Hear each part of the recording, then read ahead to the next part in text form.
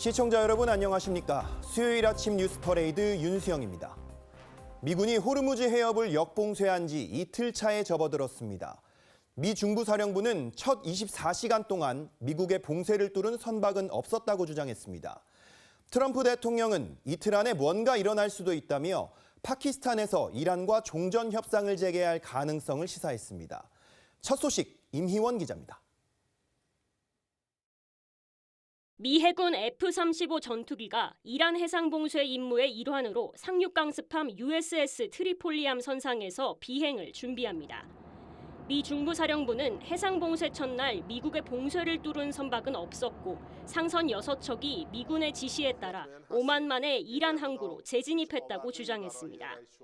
봉쇄 전후로 이란 항구를 출항한 일부 선박들이 해협을 빠져나갔다는 언론 보도들과 대조적입니다. How much they can convince vessels attempting to slip through a cordon that they're likely to be seized. 트럼프 미 대통령은 이틀 안에 파키스탄에서 이란과 두 번째 대면 협상을 재개할 가능성을 시사했습니다. 뉴욕 포스트는 트럼프 대통령이 전화 인터뷰에서 회담이 유럽 어딘가에서 열릴 것 같다고 했다가 30분 뒤 다시 연락해 이슬라마바드로 갈 가능성이 더 크다고 말했다고 전했습니다. 트럼프 대통령은 이란이 승리했다고 느끼게 하고 싶지 않다며 미국이 이란에 20년간 우라늄 농축 중단을 제안했다는 보도에 불만을 드러내기도 했습니다. 이란이 핵무기를 아예 갖지 못하도록 하겠다는 의미입니다. Iran will not have a nuclear weapon and we're going to get the dust back. We'll get it back either we'll get it back from them or we'll take it. 한편 이스라엘과 레바논은 1993년 이후 처음 대면 회담을 갖고 본격적인 휴전 협상을 개시하기로 합의했습니다. TV조선 임희원입니다. 미국과 이란의 종전 협상이 재개될 수 있다는 소식을 가장 반긴 건 금융시장입니다. 미국 증시와 비트코인은 일제히 상승했고 유가는 급락했습니다. 하지만 국제통화기금 IMF는 이란 전쟁이 세계 경제에 큰 충격을 미칠 거라며 성장률 전망을 낮췄습니다. 황재영 기자가 보도합니다. 안토니우 구테우스 유엔 사무총장은 파키스탄 외무장관과의 면담을 마친 뒤 협상 가능성에 대해 청신호를 밝혔습니다. Indication we have is that it is highly probable that these talks will restart. 미국과 이란이 종전 협상을 재개할 거란 기대감에 미국 증시는 상승세를 이어갔습니다. 비트코인도 한때 전날 대비 약 5% 급등했습니다. 반대로 미국 국채금리와 국제유가는 급락했습니다. 6월 인도분 브렌트유 선물은 4% 넘게 떨어졌고 5월 인도분 미국산 서부 텍사스산 원유 선물은 8% 가까이 내렸습니다. 미국의 인플레이션 우려가 완화된 것도 안도 랠리에 힘을 보탰습니다. 3월 미국 생산자 물가지수는 전월 대비 0.5% 상승해 전문가 전망치인 1.1%를 크게 밑돌았습니다. 하지만 이란 전쟁이 실물 경제에 미치는 악영향은 막대할 거라는 게 전문가들의 공통된 견해입니다. IMF는 올해 세계 경제 성장률을 석 달 전보다 0.2%포인트 낮은 3.1%로 전망하며 세계 경제가 다시 한번 시험대에 올랐다고 했습니다. And we were looking to lift up our global growth forecast. Now, war in the Middle East has halted this momentum.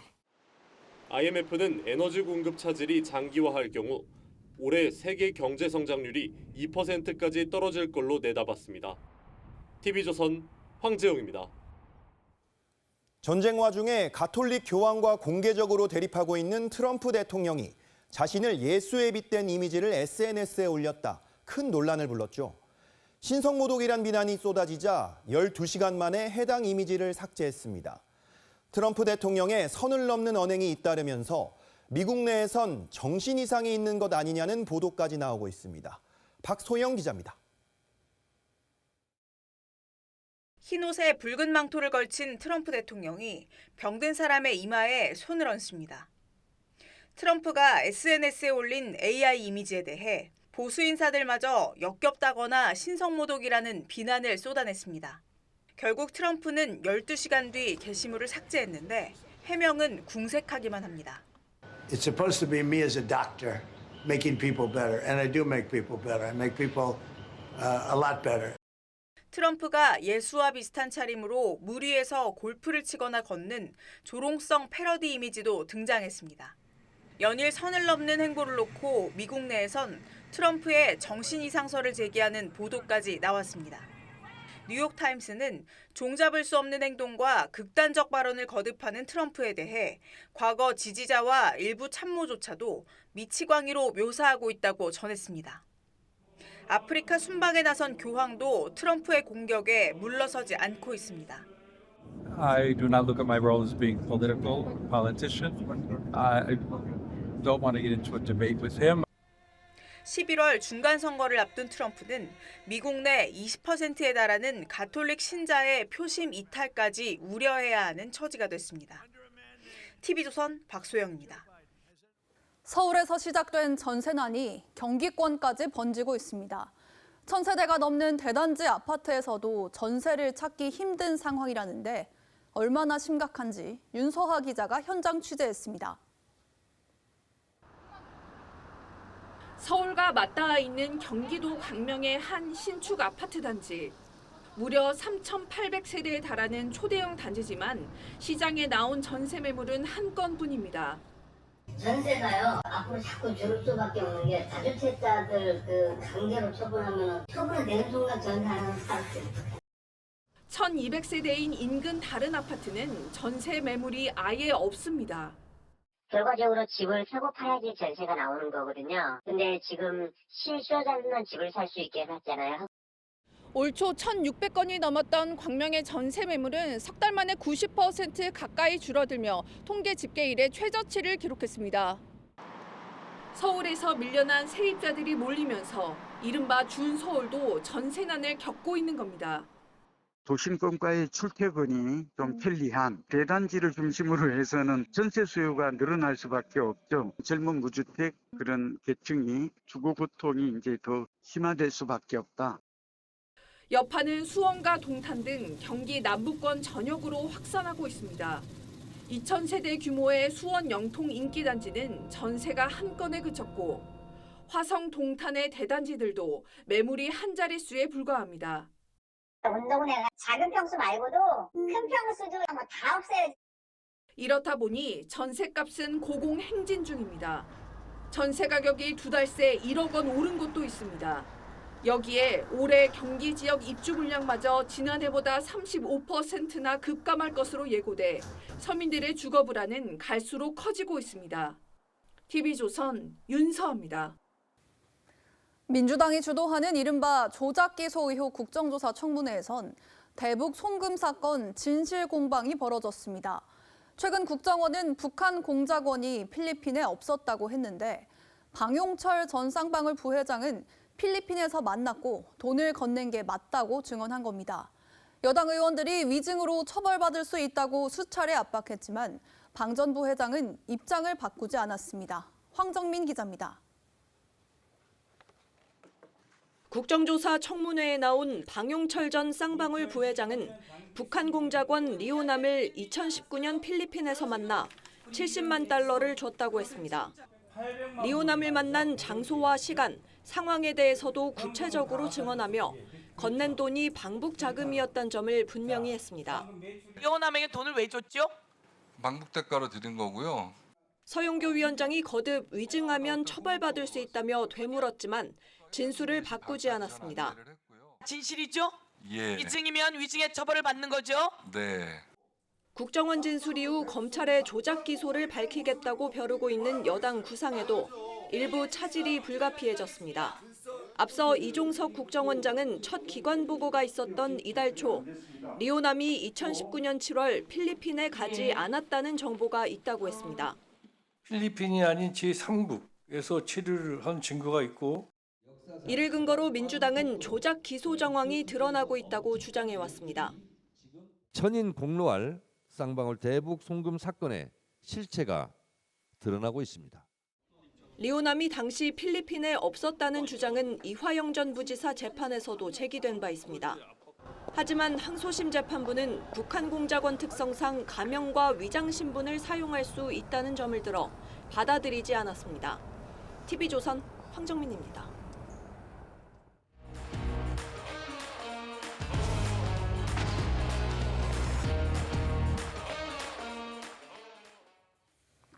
정치권 소식 짚어보는 아침의 맞수 시간입니다. 김진욱 더불어민주당 당대표 언론특보, 윤기찬 국민의힘 법률위 부위원장 나오셨습니다.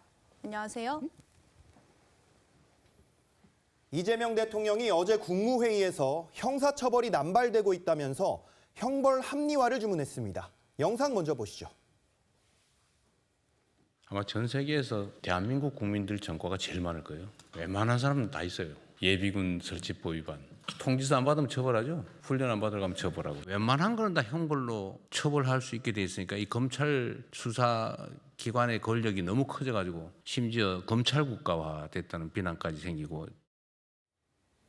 우리나라가 형사처벌을 너무 남발해서 웬만한 사람은 다 전과가 있을 거라는 이재명 대통령의 발언. 야당에서는 국민 전체를 범죄자로 일반화했다는 비판이 나왔는데 이거 어떻게 좀 들으셨습니까? 그래서 저는 뭐 대통령의 말이 나오게 된 그 배경은 원래는 작년도에 경제형벌을 좀 합리화하자라는 TF가 생겼어요. 네. 우리 정부에 생겨서 아마 경제형벌 중에 일정 부분은 이거를 과료나 과태료로 바꾸자. 뭐 여기는 저는 논의의 배경이 있다고 봐요. 네. 그걸 보고하는 자리에서 더 나아가는 발언이 오히려 부적절했어요. 전 국민이 전과자라니요. 사실은 이 전과라는 것은 오히려 검찰을 비난하거나 수사기관을 비난할 것이 아니고 암수범죄를 더 잡아내야 되는 거죠. 그리고 범죄율, 범죄 지수로 그 기준을 두고 평가를 하셔야 되는 것이지 오히려 암수범죄를 없애고 이걸 찾아내서 뭐 국민적 평안을 초래하는 이 수사기관에 대해서 저렇게 얘기한다. 저는 맞지 않다고 보고요. 또 하나는 범죄 통계에 대해서 분석을 좀 하셨어야 됩니다. 가장 많은 것이 저희가 한 85만 건 정도가 처벌이 되는데 가장 많은 게 사기 공갈이에요. 그다음에 도로교통법 위반, 그다음에 폭행 상해입니다.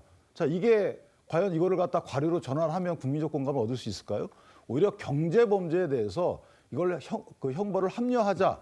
이런 취지의 원래 보고에 부합하는 말로 다독여야 될 일을 좀 더 나아갔다는 거지. 한 말씀만 더 드리면 전 세계에서 대한민국이 제일 전과자가 많을 것이다? 저 그렇게 보지 않아요.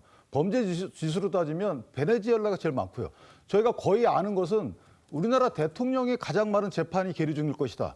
저는 이 점이 오히려 국민적 시각에서 볼 때 이상한 것이지 다른 부분을 저렇게 말씀하시는 거는 상황에 맞지 않다 이렇게 생각합니다.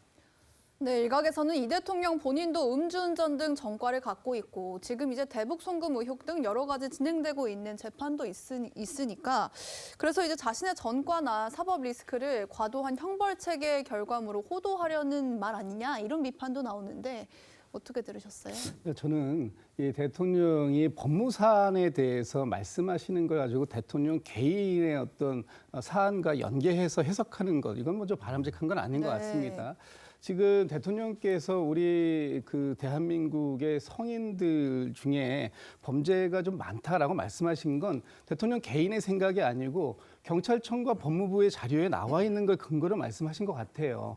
지금 우리 대한민국 성인 중에 벌금형 이상의 형을 받은 사람들이 한 1,200만에서 1,300만 명 정도 된다고 합니다. 네. 그렇다면 성인의 한 3분의 1 정도는 이 범죄에 의해서 벌금형 이상의 죄를 지금 받은 것이다라는 이제 형을 받은 것이다라는 게 이제 통계적으로 나와 있는 것이고 어제 정성호 법무부 장관이 이 보고에서 한 말씀을 보면 지금 전체 법률의 69%인 한 1,069개, 1,000개가 넘는 법률이 형벌로 다스리게 되어 있고요. 네. 이 대상이 되는 범죄 행위가 무려 17,300가지 정도 된다. 그렇기 때문에 어떤 것이 범죄가 되는 것이고 어떤 것이 범죄가 안 되는 것인지 구분하기가 참 애매한 부분이 있다. 그리고 또 한 가지는 법을 적용하는 과정에서도 이혈령, 비혈령, 귀에 걸면 귀걸이, 코에 걸면 코걸이식의 해석이 가능한 그런 부분들이 있기 때문에 이런 부분들을 차제에 정비해서 조금 더 범죄의 예방 효과도 높이고 또 지금 벌금 이상의 어떤 형벌로 다스리는 것을 과징금 또는 과태료의 행정적 경제적 제재로 바꾸는 것이 좀 필요한 거 아니냐 이런 보고를 드렸던 것이다 이런 말씀 좀 드려야 될 것 같습니다. 네. 네, 이재명 대통령은 지금은 경제 제재가 더 효과가 있기 때문에 과징금 중심으로 형벌 체계를 개편해야 한다는 이야기도 했습니다.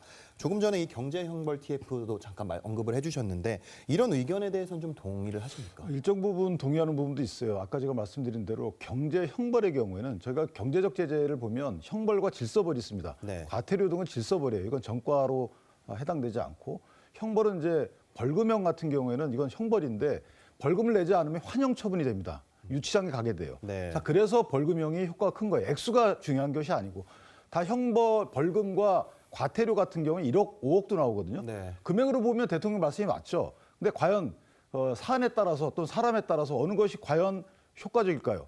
벌금을 안 내게 되면 유치장에 들어가기 때문에 그 벌금 액수에 불구하고 그것이 주는 위압감은 큰 겁니다. 과태료는 돈 많은 분들은 그냥 질서불이라고 해서 위반에 대한 다음에 억제 효과가 별로 없어요. 네. 자, 여기에 대해서 과연 그 데이터가 있느냐 이 부분도 따져봐야 될 부분이고 대통령이 저 말씀은 기본적으로는 동의하지만 각 사안에 따라 다르다. 따라서 조금 더 세분화해서 검토할 필요가 있다 이렇게 생각합니다. 네, 그런데 이제 최근에 여권이 입법한 중대재해처벌법이라든지 아니면 부동산 규제에도 이제 형사처벌 조항을 뒀는데 이런 거 보면 사실은 엄벌을 더 만들고 있는 게 민주당이 아니냐 이런 비판도 야권에서 하더라고요. 좀 전에 말씀을 주셨는데 사안에 따라서 좀 이 형벌을 주는 방식을 좀 달리할 필요가 있겠다라는 것이고요.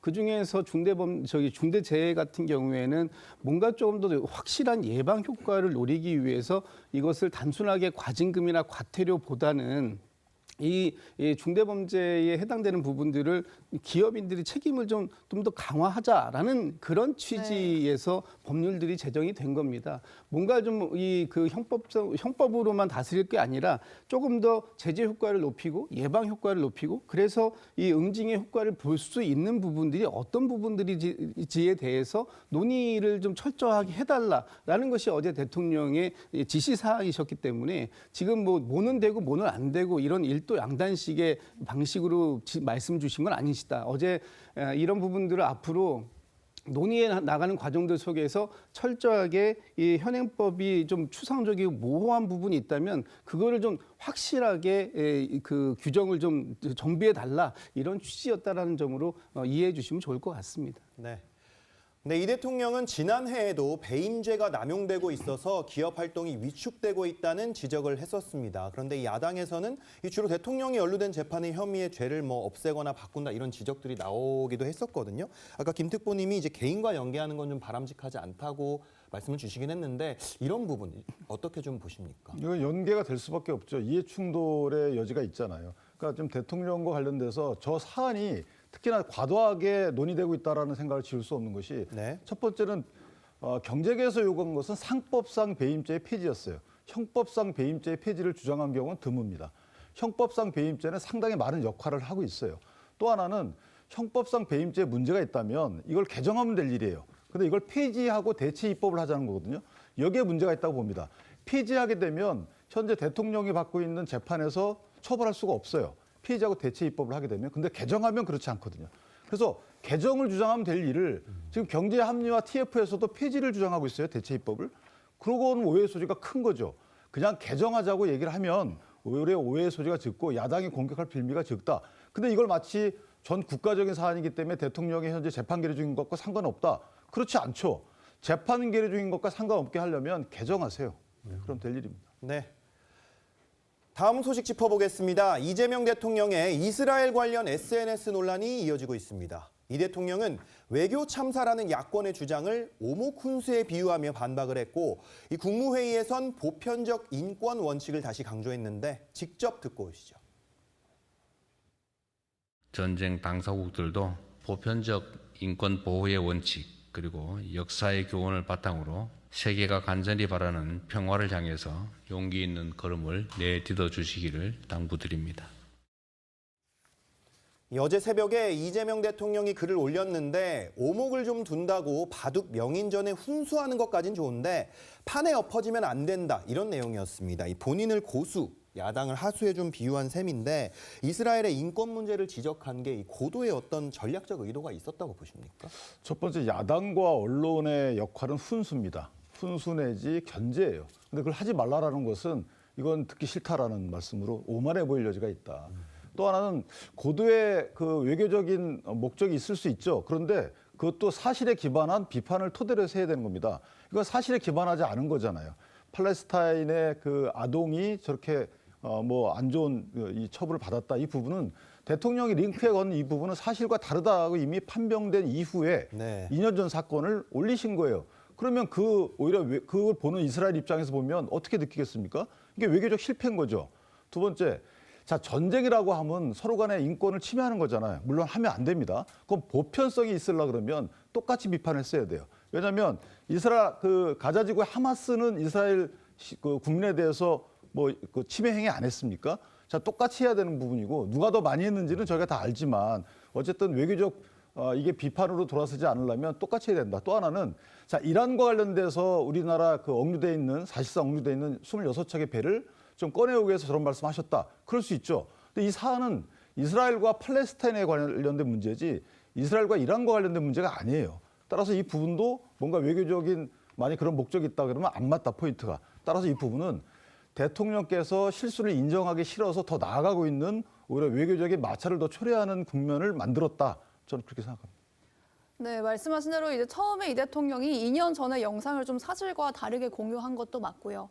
그래서 사실 이스라엘에 공격의 빌미를 제공한 것도 맞다는 얘기도 나오는데 이 부분은 정정하지 않고 국내 비판 여론에만 강경하게 반응하는 거는 왜 그렇다고 보십니까? 근데 지금 뭐 대통령께서 그 훈수 자체를 두지 말라라고 하신 건 아니라고 말씀드리고 싶어요. 일단 언론과 야당의 역할이 훈수구 견제다 인정합니다. 대통령께서도 그런 훈수까지는 좋다. 다만 판에 직접적으로 끼어들지는 않았으면 좋겠다라는 말씀을 하고 계시는 거예요. 지금 야당의 비판이 단순하게 견제 차원을 넘어서서 이것을 가지고 마치 지금 이재명 정부에 대한 정쟁을 야기하려고 하는 것 같은 그런 느낌처럼 들어오기 때문에 대통령께서는 이 부분에 대해서 한 말씀 하실 수밖에 없었다는 말씀 드리고 지금 뭐 2년 전 영상이 뭐 잘못됐다 그러는데 그 영상이 잘못된 게 아니고요. 그 부분에 대해서는 이미 이스라엘도 본인들의 실책을 인정을 했고 또 그 부분에 대해서 미국도 이건 잘못된 행위다라는 부분들을 지적을 했습니다. 네. 그만큼 보편적인 인권에 대한 가치에 대해서는 누구도 뭐라고 할 수 없는 상황이었다라는 점을 말씀드리고 이것이 외교 참사냐, 외교적 실패냐라는 말씀을 자꾸 하시는데 지금 현재의 국정을 책임지고 있는 이재명 대통령의 외교에 대해서 믿고 지지하고 그리고 지금 이 이란과 이스라엘과의 이런 그 미국 전쟁들 이런 부분들에 있어서 우리가 어떤 위치를 점하고 우리의 국익을 어떻게 가져갈 것인가 또 실용 외교를 어디서 찾을 것인가 하는 부분에 대한 고민이 왜 왜 대통령에게는 없다라고만 보시는지 대통령이 지금 국익을 위해서 또는 이 지금 세계의 평화적 해결책을 위해서 말씀하시는 게 그 교황이나 또는 유럽의 다른 각국에서 지금 이스라엘의 네타냐후 총리를 향해서 비판하고 얘기하는 것들과 그 결을 좀 같이 한다고 봐주실 수도 있는 건데 그 점에 대해서 너무나 나누어서 대통령은 무조건 다 잘못하고 있다라고만 비판하시는 건 옳은 비판은 아니지 않을까. 이것이 비판을 위한 비판이 아니기를 저는 바라고 있습니다. 네. 이 아무래도 대통령의 SNS, 소통의 장점도 있지만 이게 개인의 의견이 아니라 국가의 의견이라는 지적이 나오기 때문에 그래서 더 신중해야 되는 거 아니냐 이런 목소리가 나오고 있거든요. 이 부분은 어떻게 생각하시나요? 그 SNS 정치가 대통령이 이제 트럼프 미국 대통령과 유사한 SNS 활용도가 좀 높아지고 있는 추세인데 네. 좀 위험하죠. 왜냐하면 정제되지 않은 특히나 이제 올리는 시간대도 문제고 왜냐하면 그 시간대에는 참모들과 협의를 거쳐서 사실관계 다양한 정보가 대통령한테 모입니다. 네. 다양한 정보가 실시간으로 모이는 것이 아니고 다 보고 체계를 거쳐서 대통령한테 도달하기까지는 시간이 좀 걸려요. 그 제가 알기에는 조금 더 6시, 7시 지나서 대통령께 보고가 되는 걸로 알고 있는데 그렇다면 그 보고 이후에 또는 팩트 체크가 가능한 이 시간대에 뭔가 SNS를 활용하셔야 되는데 저분이 뭐가 문제냐면 실제 외교부라는 것은 대통령의 외교적 발언을 수습하는 곳이 아니에요. 같이 설계하고 그간의 외교부의 가장 첨단인 대사 등을 통해서 그 정부의 진위 여부를 확인하고 그다음에 대통령이 가장 결단하고 실행하는 기관인 것이지 그러니까 대통령이 저런 말씀을 지금 며칠적에 진행되고 있습니까? 몇 번 공방을 하고 있죠. 저는 저건 정말 불필요한 일인데 왜 저게 저렇게 천착하는지 모르겠어요. 저 부분은 실수 그냥 인정하시면 됩니다. 아까 영상은 사실과 다르지 않다. 맞죠? 영상에 대한 설명이 다르잖아요. 그다음에 보편적 인권 맞죠? 그런데 전쟁을 하지 말아야 된다. 이런 식의 보편적 주장이 보편적 인권을 보장하는 것이지 특정 사안에 잘못된 걸 토대로 해서 한쪽을 비판하게 되면 이건 외교적 참사죠. 네, 근데 사실 이재명 대통령이 처음에 애초에 공유했던 SNS가 그동안은 계속 이제 반이스라엘 영상을 올려온 곳이라서 이 대통령이 SNS 글을 한 번 올린 다음에 이제 그 글이 다시 그 선전 그 SNS에 쓰이고 있거든요. 이 부분은 어떻게 보세요? 대통령께서 지금 이제 갑자기 대통령의 SNS가 전 세계에서 주목을 받는다, 뭐 이런 쪽으로 또 공격을 좀 하시는 것 같은데 저는 대통령이 어떠한 말씀을 하시고 그 말씀을 누가 인용하는가가 중요한 게 아니라 그 인용을 하게끔 한 그 배경이 중요한 것이고 또 대통령께서 지금 뭐할 말씀하신 겁니까? 이제 지금 지구상에서 이란 전쟁을 끝내야 된다는 얘기를 지금 대통령만 하고 있습니까? 또 평화적으로 외교적으로 해법을 찾아야 된다는 얘기를 지금 이재명 대통령만 하고 있습니까? 이런 식으로 공격하는 건 온전치 않다 생각하고요. 제가 SNS에 관련된 부분을 자꾸 말씀을 주시는데 오늘 그 중앙일보의 보도에 의하면 트럼프 대통령이 본인의 SNS 계정에 그동안 AI 영상 AI로 변환해가지고 올린 수많은 사진들이 올라와 있습니다. 네. 한번 보시길 바랍니다. 예수로 그 AI 변형된 것, 또 뭐 그 교황으로 한 것, 또 슈퍼맨, 뭐 여러 가지 다양한 정도로 해가지고 얘기하는데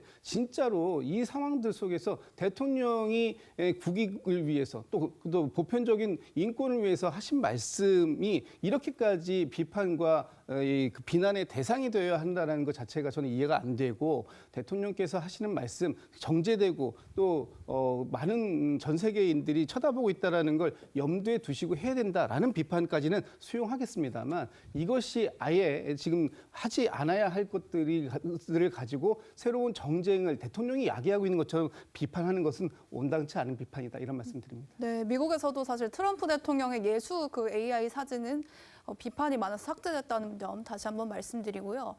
이어서 여야의 정치권 공방도 계속되고 있는데 여당과 야당의 목소리 듣고 목소리 이어가겠습니다. 아무 때나 아무 글이나 즉흥적으로 작성했다가 삭제해도 되는 계정이 아닙니다. 이재명 대통령님, 그 참을 수 없는 손가락의 가벼움, 언제까지 부끄러움은 국민의 몫이 되어야 합니까? 당장의 마찰이 두려워서 보편적 가치를 외면하라는 야당의 주장은 대한민국을 인권 후진국으로 격화시키는 발언입니다. 여권에서는 이재명 대통령의 발언이 큰 그림을 염두에 둔 거다 이런 주장이 나오고 있는데 이스라엘 언급이 실용 외교란 입장을 좀 내고 있거든요. 이런 주장에 좀 동의하십니까? 뜬금없죠. 아까 제가 말씀드렸듯이 이 사안은 팔레스타인과 이스라엘과 관련된 얘기예요. 그러니까 이스라엘과 이란이 현재 분쟁 중이라고 해서 이걸 갖다가 거기까지 확장한다. 그건 너무나 엉뚱한 곳을 때리신 거죠. 저는 오히려 그냥 직접적인 말씀을 하시면 될 일을 또 하나는 계속 보편적 인권을 강조했다고 말씀 주시는데 저희는 그렇게 해석하고 싶죠. 우리나라 국민이고 우리나라 대통령이니까. 근데 외국에서 그렇게 해석을 안 하고 있잖아요. 이스라엘에서 그거를 이제 반발하고 있잖아요. 그러면 이게 외교적 문제가 된 것이고 그거는 대통령이 해결해야 되는 겁니다. 이렇게 고집을 피우실 게 아니에요. 또 하나는 보편적 인권 말씀하시니까 제가 한 말씀 더 드리면 우리 서해 공무원 피살 사건 때 어떻게 대응했습니까? 그 후에 서해 공무원 피살 사건에 대해서 그 관련자들 재판에 대해서 어떻게 대응했어요? 항소 안 했잖아요. 자, 이것과 관련돼서 그러면 이게 보편성이 있습니까? 더군다나 우리나라 국민이잖아요. 이것부터 설명하셔야 되는 거 아니에요? 네. 네, 오늘 두 분 말씀 여기까지 듣겠습니다. 감사합니다.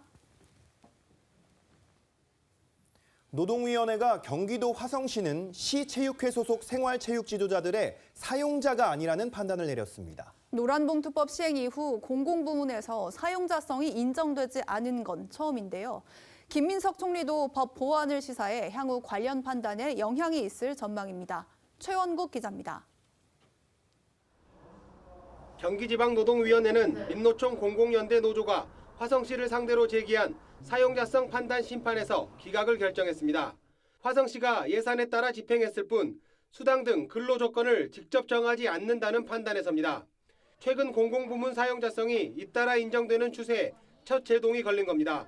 앞서 노동부는 국세청이 콜센터 하청 노조의 사용자라고 결론 냈고 한국자산관리공사 등 공공부문 9개 사례에서도 원청의 사용자성이 인정된 바 있습니다. 그러나 이번 화성시 사례를 기점으로 중앙부처나 지자체가 예산을 배정한다는 이유만으로 사용자로 인정받지 않을 것이란 전망이 나옵니다. 김민석 총리도 정부의 사용자성을 제한할 법적 보완을 시사했습니다. 정부의 책임을 어디까지 갈 것이냐 하는 부분에 대해서는 법적으로 보완되어야 될 상황이 있는 것으로 보입니다. 박수근 중앙노동위원장 역시 노동계도 과한 주장이 많은데 무식하게 판단하지 않겠다고 밝혔습니다. 하지만 정부만 논란을 피하고 졸속 입법의 피해를 민간에 떠넘기려 한다는 비판도 나옵니다. 정부는 사용자에서 빠져나가고 민간 부분은 사용자성을 둘러싸고 계속 진흙탕 싸움을 하게끔 내버려두겠다는 것이고. 지난 10일 기준 하청노조의 교섭 요구를 받은 372곳 원청 가운데 공공부문은 156곳으로 41.9%에 달하는 것으로 나타났습니다. TV조선 최원국입니다. 부산에서 음주 측정을 거부한 차량이 경찰관을 치고 달아나다 붙잡혔습니다. 신호 위반과 역주행까지 그야말로 광란의 질주극을 벌이다 붙잡혔는데 면허 취소 수준의 만취 상태였습니다. 이성진 기자입니다. 경찰관들이 SUV 차량을 향해 멈추라고 소리칩니다. 순찰차를 비웃듯 차량이 속도를 높여 달아납니다. 그제 밤 11시 30분쯤 음주 측정을 거부하고 경찰관을 치고 달아난 SUV 차량이 광란의 질주를 시작한 겁니다. 시동이 켜지자마자 진짜 풀 악셀을 밟으면서 바로 현장 도주를 한 거거든요. 인근에 있던 견인 차량까지 추격에 합세했지만 도주 차량은 시속 170km를 넘나들며 신호 위반과 역주행도 서슴지 않았습니다. 처음부터 한 80% 정도는 역주행을 계속해서 제가 한 170, 80으로도 계속 쫓아가고 있었는데 앞에 차랑 거리가 좁혀지지가 않더라고요.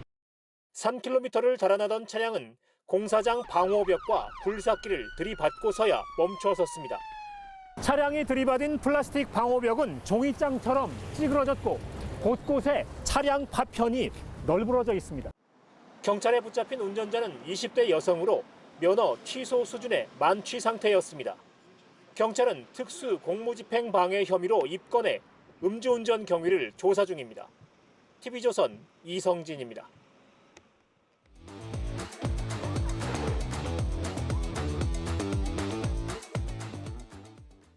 화제가 된 사건 사고 소식 짚어보는 아침의 이슈 시간입니다. 강전의 변호사 양태정 변호사와 함께 이야기 나눠봅니다. 안녕하세요. 안녕하세요. 윤석열 전 대통령과 김건희 여사가 어제 법정에서 처음으로 마주했습니다. 각각 피고인과 증인으로 9개월 만에 만난 건데 어떤 분위기였는지 좀 소개해 주시겠어요? 네, 어제 서울중앙지법에서는 윤석열 전 대통령에 대한 공판기일이 있었는데요. 김건희 여사와 공모해서 명태균 씨로부터 여론조사를 무상 제공받은 혐의입니다. 김건희 여사 같은 경우에는 별건으로 따로 이미 재판을 받아서 1심이 무죄가 나왔고 그리고 항소심이 진행 중이었던 것이죠. 그래서 어제 윤석열 전 대통령이 피고인인 사건에 김건희 여사는 증인으로 출석을 했는데 윤석열 전 대통령이 구속된 이후로 278일 만에 부부가 상봉을 한 것입니다. 네. 어제 재판에는 카메라가 들어가지 않아서 들어가 있었던 기자들과 그리고 변호인을 통해서 상황이 알려지고 있는데요. 증인신문 절차가 시작이 되면서 김건희 여사가 법정에 들어갈 때부터 윤석열 전 대통령이 눈을 떼지 못했다라고 하고요. 그리고 증인신문을 위해서 김건희 여사가 마스크를 벗었을 때는 윤 전 대통령이 살짝 미소를 짓기도 했지만 좀 힘없는 목소리에 표정이 어두워지기도 했다고 합니다. 결국에는 또 김건희 여사와 윤석열 전 대통령이 한 차례 정도 눈을 마주치기도 했다라고 윤 전 대통령의 변호인 측에서 알리고 있습니다. 네, 말씀하셨듯이 법정이 중계가 되지 않았기 때문에 이 모든 모습은 이 기자들이 스케치한 모습이긴 하지만 윤 전 대통령 부부의 모습이 좀 재임 때와는 많이 달랐다고 하던데 양 변호사님은 어떤 부분에 주목하셨어요? 그러니까 두 사람이 이제 그 대통령으로 재임 시절에는 아무래도 조금 더 지금보다는 좀 나은 모습이었죠. 근데 지금 이제 재판에서는 이제 윤 전 대통령 같은 경우에 머리카락도 세웠고 아무래도 이제 수의를 입고 오진 않았습니다만 정장에 이제 수영번호가 달려 있는 명찰을 폐용하고 있는 모습이 인상적이었고요. 김건희 씨 같은 경우도 이제 뒤로 머리를 묶은 모습이고 또 이제 제대로 이제 관리가 좀 어려운 그런 상황이 되었습니다. 제가 개인적으로 느낀 점은 이제 아무리 전직 대통령 부부라고 하더라도 법 앞에서는 평등하고 이제 자신의 잘못에 대해서는 재판을 받는 것이 국민들에게 많은 울림을 준다고 생각을 합니다. 네.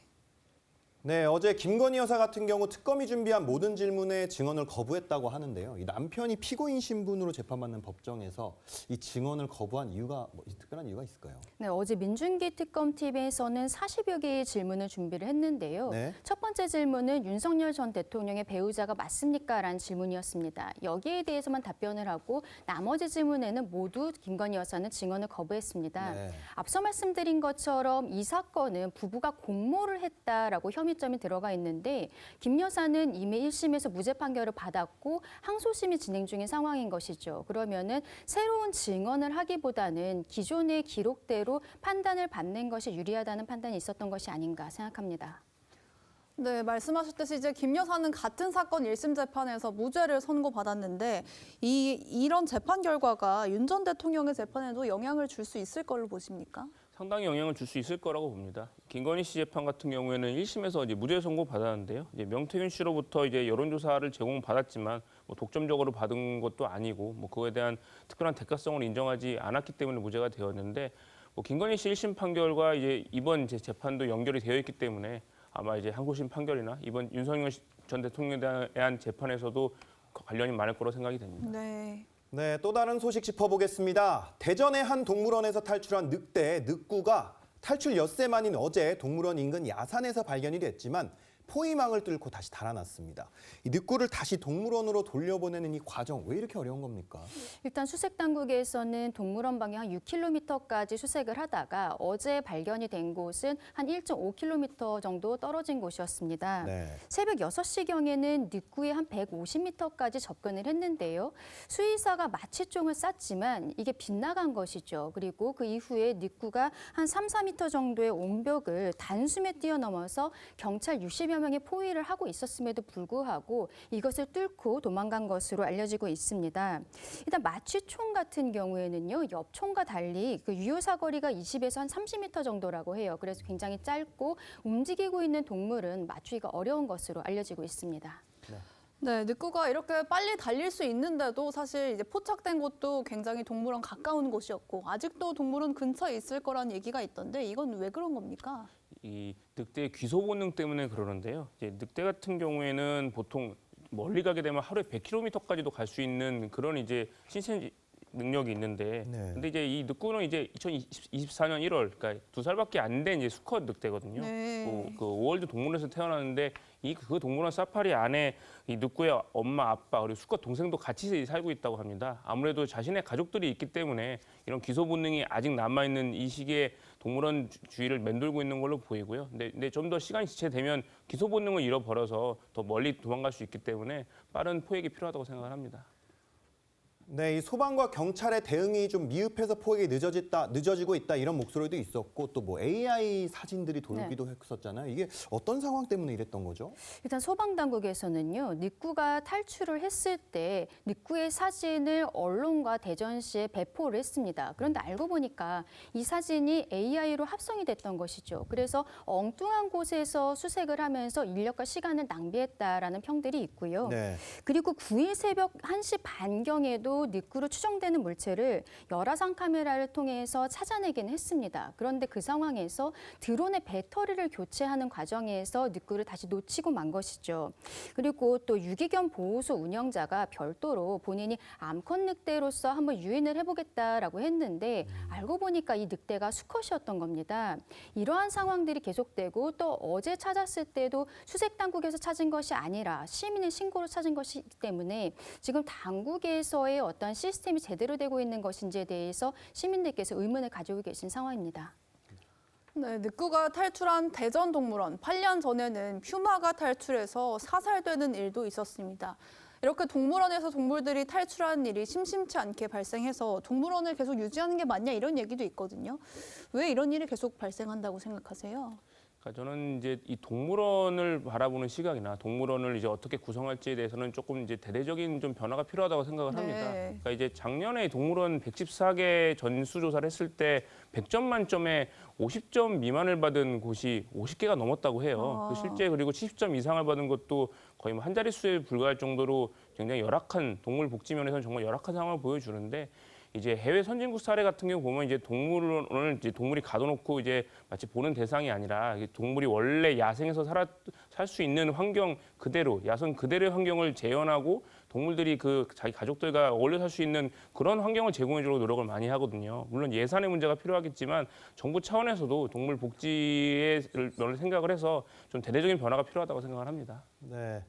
이 말씀 주신 것처럼 2023년 같은 경우에는 서울 어린이 대공원에서 그 광진구 일대에 이제 얼룩말이 돌아다니는 영상이 공개가 돼서 사람들이 좀 충격을 받기도 했었습니다. 이게 굉장히 어떻게 보면은 지금 늑대 같은 경우도 그렇고 좀 위험 동물들이 나가는 경우도 있고 뭐 얼룩말이 나가는 경우도 있고 굉장히 다양하게 동물들이 이렇게 탈출을 하는 경우들이 있는데 이런 사고를 막기 위해서 좀 어떤 법적 장치가 필요하다면 어떤 게 있을까요? 그러니까요. 동물원에서 계속적으로 이렇게 동물들이 탈출하는 사고가 일어났기 때문에 네. 정부에서는 2023년에 동물원 운영 방식을 기존에는 신고제였는데 이것을 조금 더 강화해서 허가제로 바뀌었습니다. 그런데 실제로는 이게 뭐 안전 규정도 강화를 했지만 큰 효과는 없다라고 전문가들이 평가를 하고 있는 상황이고요. 시민단체에서 나온 입장은 동일한 사고가 자꾸 반복이 되고 있다는 것은 이렇게 동물 전시를 하고 있는 사업에 대해서 정부의 시스템의 한계와 무능을 보여주고 있는 것이 아닌가라는 지적들이 나오고 있습니다. 네. 앞서 양 변호사님 말씀해 주신 것처럼 동물의 서식과 복지를 좀 걱정을 해야 되는 부분들이 있는데 지금은 단순히 사람들이 관람을 하고 소비하는 중심으로만 이루어진 이 시스템에 대해서는 비판의 목소리들이 나오고 있습니다. 네. 양 변호사님께 좀 질문을 하나 좀 드리고 싶은 게 만약에 이제 물론 이제 늑구 같은 경우가 굉장히 어떻게 보면은 뭐 늑대 어린 늑대 아까 2살짜리 어린 늑대라고 했는데 만약에 이렇게 하다가 인명사고가 혹시 발생을 하게 되면 이 법적 책임은 동물원에게 있는 거죠, 무조건? 뭐 그렇죠. 근데 뭐 이제 동물원이 어쨌든 관리 보호할 책임이 있는데 그걸 제대로 관리하지 않고 어쨌든 탈출하게 만들었기 때문에 그에 대한 책임은 있지만 근데 다만 이제 그 100% 다 책임진다고 볼 수는 없고요. 왜냐하면 이제 그 동물이 뭐 사람을 뭐 만약에 살해하거나 만약에 다치게 하는 것까지 예상을 할 수 있었는지 아니면 뭐 얼만큼 이걸 추적하고 포획하는데 어떤 노력을 기울였는지 그런 것들을 종합적으로 고려해서 판단이 내려질 걸로 보입니다. 네. 두 분 말씀은 여기까지 듣도록 하겠습니다. 감사합니다. 과거 스마트폰 애플리케이션, 이른바 앱을 만드는 건 코딩을 배운 전문 프로그래머만 할 수 있는 일이었습니다. 그런데 최근엔 인공지능의 도움이 있으면 코딩을 전혀 몰라도 새로운 앱을 만들 수가 있어서 나만의 앱을 개발하는 사람들이 늘고 있습니다. 안혜리 기자입니다. 프리랜서 국어 강사 도다연 씨는 최근 앱 만들기에 푹 빠졌습니다. 종이 수첩과 스마트폰에 흩어져 있던 일정과 아이디어, 건강 기록, 투자 현황 등을 하나로 모으는 자기관리 앱을 개발했습니다. 매니지먼트 1인 기획사를 만든다는 느낌으로 저의 생활 전반을 좀 코치를 해주고 알아서 저를 좀 다 관리를 해줬으면 좋겠다 이런 생각이. 도 씨는 앱 개발에 필요한 코딩을 전혀 모르지만 AI의 원하는 기능을 설명해 그대로 구현하는 바이브 코딩으로 완성했습니다. 11년 차 영어 강사 김경호 씨도 영어 단어를 입력하면 정확한 발음을 알려주는 앱을 만들었습니다. Future. 미래. 암기하는 생각이 아니라 따라하고 발음을 따라하고 익힌다면 실제로 영어 시험에 대한 자신감도 생길 거고. 제가 AI의 일정 관리 앱을 만들어 달라고 하자 단 13분 만에 일정 등록과 노트 기능을 갖춘 앱이 완성됐습니다. SNS에도 비전문가인 시민 개발자가 앱을 만들었다는 후기가 수두룩합니다. 와인 취향 추천 앱과 감정 일기 앱, 독서 기록 앱 등 종류도 다양합니다. AI 덕분에 누구나 앱을 만드는 시대가 됐습니다. TV조선 안혜리입니다. 몸에 맞는 공과 볼넷을 합쳐 사사구 18개. 아마추어 경기에서도 보기 힘든 기록인데요. 지난해 프로야구 준우승팀인 한화 이글스가 한 경기에 사사구 18개를 허용하며 불명예스런 진기록을 세웠습니다. 불펜의 자멸 속에 삼성 라이온스의 충격적인 역전패를 당하며 4연패의 수렁에 빠졌습니다. 장혁수 기자입니다. 8회 2사 1, 2루 상황에 등판한 한화 마무리 투수 김서현. 몸쪽 깊은 공에 볼넷이 선언되더니 이어서 마주한 타자도 밀어내기 볼넷으로 내보냅니다. 폭투로 빚어진 또 한 번의 밀어내기 볼넷. 한 점차 추격을 허용한 김서현을 지켜보는 벤치의 입은 바짝 마릅니다. 디아즈의 병살로 안도의 한숨을 내쉬었지만 9회에도 김서현의 0점은 맞지 않았습니다. 결국 5대6으로 역전패한 이날 마운드에 오른 9명의 투수가 허용한 볼넷은 무려 18개. 1999년 롯데의 17개를 뛰어넘어 36년 만에 불명의 기록을 쓰게 됐습니다. 지난해 막강 불펜을 자랑했던 한화는 불펜의 집단 난조 속에 4연패 늪에 빠지며 7위로 내려앉았습니다. 반면 LG는 7년 만에 시즌 8연승을 하며 가장 먼저 10승 고지에 올라섰습니다. 1대1로 팽팽하던 8회, 오스틴이 솔로포를 날리며 승부를 결정지었습니다. No, I'm just glad that we were able to stick around for this game and just to stay strong. The pitching did great today, and they battled us all the way through the end of the game. 기아는 키움을 꺾으며 5연승을 내달렸고 한화에서 두산으로 이적한 손아섭은 SSG를 상대로 11대3 대승을 이끌었습니다.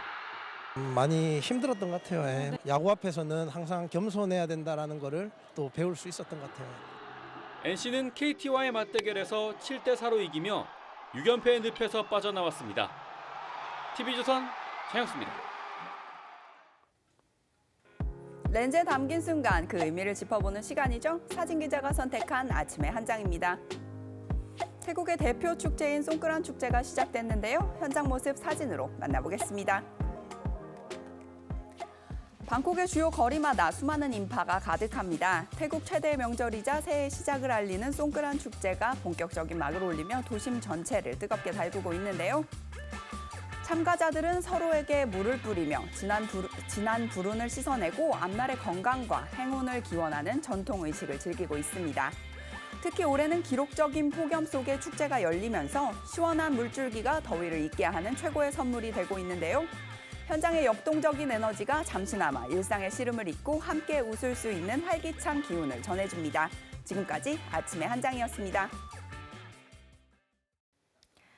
내일은 초여름 더위가 기승입니다. 어제 서울은 28도까지 올라 올해 최고 기온을 경신했는데요. 오늘 한낮에도 강한 벽과 함께 서울은 26도까지 오르겠고 당분간 고온 현상은 지속되겠습니다. 다만 금요일에는 비가 내리면서 잠시 주춤하겠습니다. 대기가 정체하면서 수도권을 비롯한 중서부 지방은 초미세먼지 농도가 높겠습니다. 오늘 전국 하늘은 대체로 맑게 드러나겠고요. 제주도는 오전까지 약한 비가 내리겠습니다. 충북과 강원은 건조주의보가 내려졌습니다. 자세한 낮 기온 보시면 서울과 춘천이 26도, 대전과 광주 25도가 예상되고요. 강릉은 17도 등으로 동해안 지역은 20도 안팎에 머물겠습니다. 금요일과 주말에는 충청 이남에 비 소식이 들었고요. 당분간 큰 일교차에 유의하셔야겠습니다. 오늘의 날씨 박선민입니다. 이상으로 수요일 뉴스 퍼레이드 마칩니다. 저희는 내일 아침 7시 24분에 뵙겠습니다. 고맙습니다.